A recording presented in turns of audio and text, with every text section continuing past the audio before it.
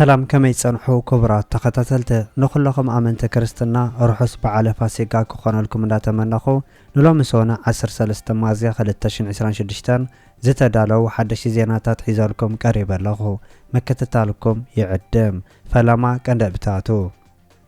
بعلى فاسيكا ابي تيبيان ايرتران بدمو كمستبعله كمستغلصن جنرال صارقان بزعبو دب عسب زهابو ازرارب مغلص زملكتن حبرات هاجرات مس جنرال داغلو زتا كم زكايده كمستغلصن بريزيدنت امريكا دونالد ترامب لومسون اب ايران كتكبر زوسنه وسانه نبزحات سنبيدو كمزلون زبلون كالين زحبر زرزر زيناتات حيزنا لكم قريبنا لنا نچانلنا سبسكرايب بمغبار كساب موداتا ختكاتلونا بخبر نعدمكم أمريكا مراخب وقع ناب إيران تسقع كم زلا تقليسو نا أمريكان إيران زت سلام دحر مفشالو إيران دحر حجين نا أمريكا زت يكون عدم زنبرا أمنات كم زقودا لقليسا إيران دحر حجين أمريكا مأمان قديفات تاكبل كم تسمعون زحبر زلو نقجل الأخ إيران مريحو أب إزلاما ورستا خير زتا أمريكان إيران تساتفا أفوقو بأي بايتو إيران محمد باقر غالابيف أب إكساب زرقحو صحوف كرمة تلزب إيران صبو أمنة دليتن كم زنبرا أسمير له الله أمريكا صباح وانتخوانا وقع كتكفت كم تخيل مجلس زهابة عفنيا بسنك قدم حجستا خايرو وقعات أخل تمكرو كم زلا ومزقلس أخوينو لوخ إيران نقرمي زت أمت تبقسوتات على العلوم منبارون كابتس أوا حيلقن آلو تعمل سمركابو قاليسو إيران 4 معالتات مكيتان سعيرانيا بحجوون كتكس أولا زبالة عفنيا حانت دقايقون هاقرنا أمكال خالدو أين بلن كبل كم تسمعون تقاليسو بانصار نايت أب إيران زاتا أمريكا زمرح نايت هاقر مكتل بريزيدنت جيدي فانس أمريكا حرموز كساب زي تخفاتا زاد المسواء تخد كفل كم زخونات أتنكيقو الله مكتل بريزيدنت أمريكا جيدي فانس باكستان مس إيران ساعات دحر زكارو زاتا أبزهابو مجلسي بزعبا مصابو حرمو زي تقسا خوينو 20 مئتاويت ندادن تفتراو غازن عالمنا زحالفلو أقداس مسمر ماي تباهيلو يتقس منباروان منچታት ይበሩ እቲ ኣመንጎ ክልቲአን ሃገራት ዝተኻየደ ዘተ ኣብ ጉዳይ ሕርሙ ዘውፅኦ መግለጽታት ሕቋን ከብድን ከም ዝኾነ እውን ዝሕበር ኮይኑ ቁልፍ ክፋል ናይቲ ኣመንጎ ኣሜሪካን ኢራን ዝተገበረ ቅድመ ኩነት ዘለዎ ተኽሲ ዶ ናይ ምባል ስምዕ መራኽቢ መጻቡ ሕርሙዝ ብውሕስ ክሓልፋ ኣለውን ዝብል ምዃኑ እውን ይጥቀስ እዩ እዚ ከምዚ ኢሉ እንከሎ ፕሬዝዳንት ኣሜሪካ ዶናልድ ትራምፕ ኣብ ማሕበራዊ መራኸብታት ትሩዝ ሶሻል ኣብ ዘርግሖ ጽሑፍ እቲ መጻቦ ኣብ ቀረባ እዋን ክፉት ክኸውን ይምባሉ ካልእ መዛረባ ርእስቲ ኮይኑሎ ማእከላይ እዚ ኣሜሪካ በተወሳኺውን ክልተ መራኽብ ሓይሊ ባሕሪ መጻቦ ሕርሙዝ ከም ዘሰጋግራ ክሕበር እንከሎ ኢራን ግን እዘን ክልተ መራኽብ በቲ ከባባ ቢልዮን ሓሊፈን ዝብል ሓበሬታ ብምሃብ ነቲ መግለፂ ምንጻጋ ይሕበር ሓለዋ ሳውራ ኢራን ወተሃደራዊ መራኽብ ብምጻቦ ሕርሙዝ ክሓልፋ ዝግበር ዝኾነ ይኹን ፈተነ ከቢድ ግብረ መልሲ ክወሃቦ ምዃኑ ዝገለጸ ኮይኑ ኣሜሪካ መራኽብ ወግዕ ንፈለማ እዋን መጻቦ ሕርሙዝ ብምስጋር ናብ ኢራን ከም ተጸግዓን ኣብ ምዕራይ ዝተቐበረ ፈንጅታት ክጽመዳ ምዃነን እውን ሓቢራ ኣላ እታ ናይ ውግእ መራኽብ ነቲ ብናይ ተኽሲ ዶ ምባል ስምዕ መሰረት ኣዕሪፉ ዘሎ መጻቦ ሰጊራን ናብ ኢራን ምጽግዕን ክፍለጥ እንከሎ ፍሉይ ትእዛዝ ተዋሂብዎን ከም ዘሎ ዘመልክቱ ምንጭታት ምጽጋዕ ናይተን መራኽብ ሓደጋኡ ከቢድ ክኸውን ከም ዝኽእል ይገልጹ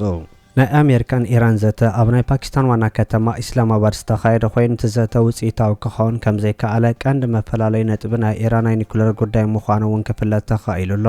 ናይ መጻቦ ሕርሙዝ ጉዳይ እውን ሓደ ነቲ ዘተ ኣብ ሕቶ ምልክት ዘእተወ ከም ዝኾነ ናይ ተኸባቢ ምንጭታት ይገልጹ ናይ ሰላም ዘተ ኣብ ፓኪስታን ኣብ ዝፈሸለሉ እዋን ናይ ኢራን ላዕለዋይ መራሒ ሙጅታብ ካመኔ ናይ እስራኤል ኒኩለር ዝርከበሉ ቦታ እናተዓዘበ ከም ዝተረኣየውን ይግለጽ ኣሎ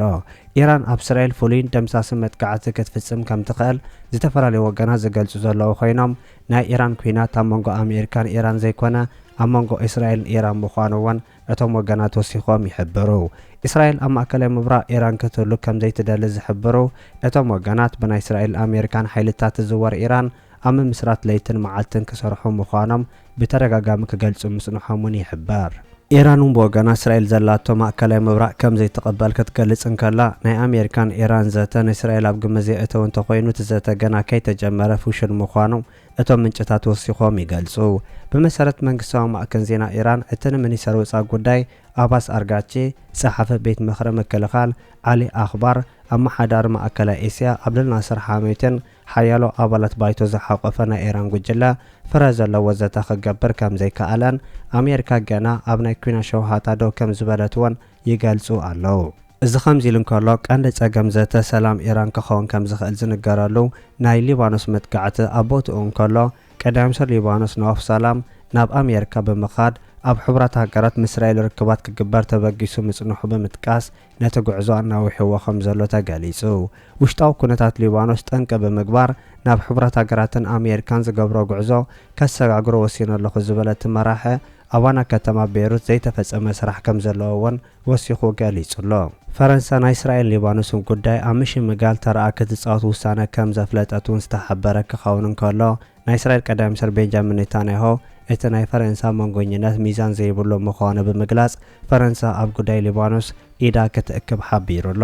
ፈረንሳ ኣብ ጉዳይ ሊባኖስ ዘእቱ የብላን ዝበለት ቀዳማይ ሚኒስትር ንናይ ሂዝቦላ ሓይሊ ኣብ ምድምሳስ ምስ ናይ ሊባኖስ መንግስቲ ሓቢሩ ክሰርሕ ከም ዝኾነ እውን ሓቢሩ ኣሎ።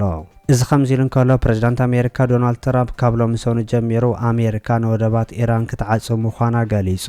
ሰራዊት ኣሜሪካ ካብ ሎሚ ሰኑ ጀሚሩ ኣብ ልዕሊ ወደባት ኢራን ዕፅዋ ክትግብር ምዃኑ ገሊጹ። እንተኾነ ግን ትስጉምቲ በቲ መጻብኦ ሕርሙዝ ኣቢለን ናብ ካልኦት ሃገራት ዘጓዓዛ ወይ ካብ ካልኦት ሃገራት ዝመጻ መራኸብ ከም ዘየተዓናቅፍ ኣፍሊጡሎ። ማእከላይ ኣሜሪካ ናብ ወደባት ኢራን ዘእቱን ዘውፅን ናይ ምዕጻው ስጉምቲ ሎሚ ሰኑ ሰዓት 14 ክጅመር ምዃኑ ዝገለጸ ኮይኑ ፕረዚዳንት ኣሜሪካ ዶናልድ ትራምፕ እዚ ትእዛዝ እዚ ኢራን ነቲ መጻብኦ ሕርሙዝ ንምኽፋት ኮነ ኢላ ክፈሽል ብምግባራ ዝሰዓበ ግብረ መልሲ ምዃኑ ገሊጹ። ወሰኹን ሓይልታት ባሕሪ ኣሜሪካ ንዝኾነ መጥቃዕቲ ዝፍኑ ኢራናዊ ናብ ጋህነም ከም ዝፍንዋ ጠንቂቑ። ነቲ መስመር ንምሕላፍ ንኢራን ከኽፍላ ዝተረኸባ መራኸብ ድማ ስጉምቲ ከም ዝውሰደለን ኣፍሊጡ።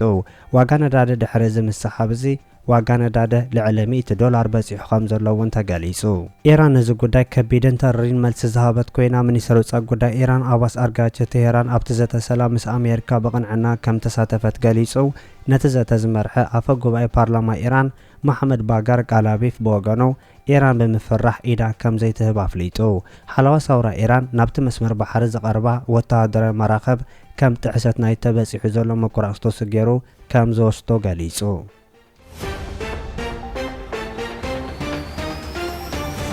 ሕቡራት ሃገራት ምስ ጀነራል ዳግሎ ከም ተዛተየ ተገሊጹ። ኣብ ሱዳን ዝቕጽል ዘሎ ኩናት ካብ ግዜ ናብ ግዜ ኣንፈት እናቐየረ ክመጽእ ድሕሪ ምጽንሑ ኣብዚ ግዜ ናይ ሕቡራት ሃገራት ወኪል ምስ ናይ RSF ኣዛዚ ጀነራል መሐመድ ሓምዳን ዳግሎ ተራኺቡ ከም ተዛተየ ተገሊጹ። እቲ ኣብ ናይሮቢ ኬንያ ዝተኻየደ ዘተ ናይ ሕቡራት ሃገራት ወኪል ፔክ ሃቬስቶ ምስ ኣዛዚ RSF ከም ዝተራኸበ ዝሕብሩ ናይ ኬንያ ምንጭታት እቲ ርክብ ኣብ ሱዳን ናይ ሚዛን ሓይሊ ምቅያራት ይቕልቀል ከም ዘሎ ዘመልክት ምዃኑ እውን ይገልጹ።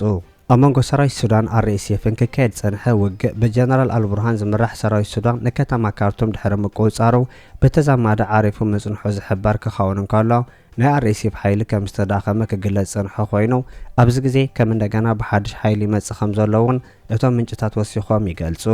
ኣብ ኩናት ሱዳን ቀንዲ ተዋጋእቲ ወገናት ዝኾኑ ናይ RSF ሓይሊ ናይ ሰራዊት ሱዳን ሓይልን ብጎራብቲ ሃገራትን ከም ዝድጋፉ ዝፍለጥ ኮይኑ ኣብ ጎኒ RSF ብዘይካ ኬንያ ኢትዮጵያ ከም ዘላ ክሕበር እንከሎ ናይ ኤርትራ ጽግዒ ከም ዘለዎ ዝነገር ናይ ሰራዊት ሱዳን ሓይሊ እውን ክትጥቀስ ጸኒሑ ኣሎ።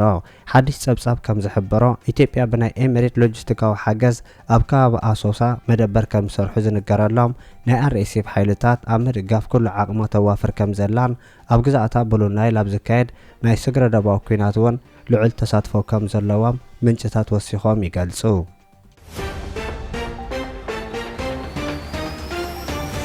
ጀነራል ጻድቃን ገብረትንሳኤ ናብ ወደብ ዓሰብ ክንበጽሕ 18 ኪሎ ሜትር ጥራሕ ተሪፍና ነይሩ ኢሉ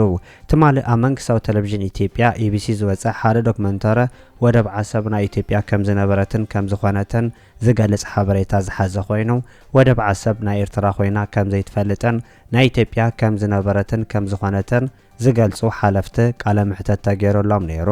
ካብቶም ቃለ ምሕተት ዝተገበረሎም ሓደ ጀነራል ጻድቃን ኮይኑ ጀነራል ጻድቃን ካብ ነዊሕ ግዜ ጀሚሩ ወደብ ዓሰብ ናብ ኢትዮጵያ ክትምለስ ብዙሕ ዋጋ ከም ዝኸፈለ ዘርዚሩ። ጀነራል ጻድቃን ኣብ ውግእ ኢትዮጵያን ኤርትራን ወደብ ዓሰብ ንምሓዝ ጽቡቕ ዕድል ከም ዝነበረን ቅድሚ ሕጂ ዝተጋገናዮ ንእርመሉ ግዜ ሕጂዩ ንዓሰብ ንሕድጎም ኢለይካታዕ ነይረ እዚ ወራር ባዕሎም ስለ ዝጀመርዎ ድላይና ክንገብር ሽዑ ዕድል ነይርና ዝበለ ጀነራል ጻድቃን بعقم بدبلوما كوتاس بخلو لعلنا عدلن نيرنايو ميتاويت عصب نملسلو عدل نيرنا بشنخ عصب اي تحسبو اي فتننا بزبها البوتا سرايتنا بصيحو نيرو اذا بوتا كاب عصب 18 كيلومتر اريحو زركب بوتايو بشنخ سنعافه نسنعافه حالفنا تانكتاتنا ابغبو امباسيرا سقيلنا عصب نحزلو عدل اسفحنا نيرنا انت خناغن بسنك جيجا بوليتيكان مرحته ندحت كلمه لاستغيرنا إلو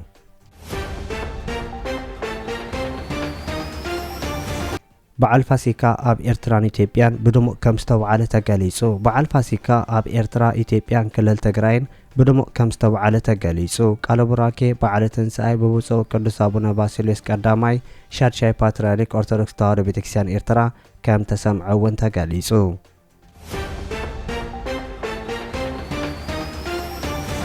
كبرات تخطاتلته نلوم استدالو زينا نزي مسل ابز قصلو زفنو زيناتات بقدامنت كبصحكم سابسكرايب زي قبركم سابسكرايب نخد قبرو بخبرنا عدمكم